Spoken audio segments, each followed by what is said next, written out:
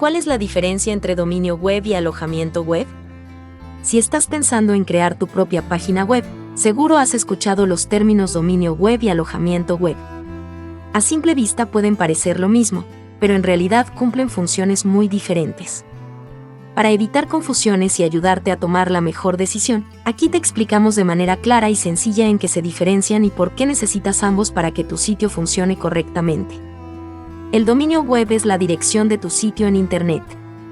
Es el nombre que las personas escriben en la barra de direcciones para acceder a tu página, como www.tusitio.com.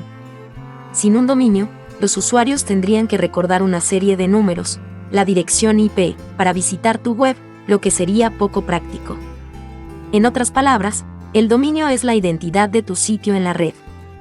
Por otro lado, el alojamiento web hosting es el espacio donde se almacenan los archivos de tu página, como imágenes, videos y documentos.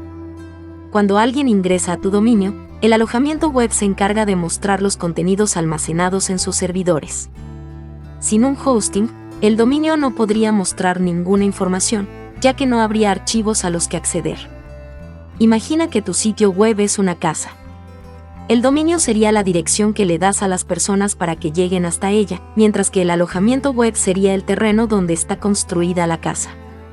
Sin un dominio, nadie podría encontrar la casa, y sin un hosting, la casa simplemente no existiría. A la hora de elegir un dominio, es importante optar por un nombre fácil de recordar y relacionado con tu marca o negocio. Existen diferentes extensiones como .com, .net, .org, entre otras, que puedes seleccionar según el propósito de tu sitio. En cuanto al alojamiento web, hay diversas opciones según las necesidades de tu página. Puedes elegir un hosting compartido, ideal para sitios pequeños, un servidor VPS, con mayor capacidad y control, o un hosting dedicado, recomendado para grandes proyectos con alto tráfico. La velocidad, la seguridad y el soporte técnico son factores clave a considerar. Es importante mencionar que el dominio y el alojamiento web no siempre se compran en el mismo lugar. Muchas empresas ofrecen ambos servicios juntos, lo que facilita la gestión. Sin embargo, también puedes comprar el dominio en una plataforma y contratar el hosting en otra. Ahora que conoces la diferencia entre dominio web y alojamiento web, ¿cuál consideras más importante para tu página?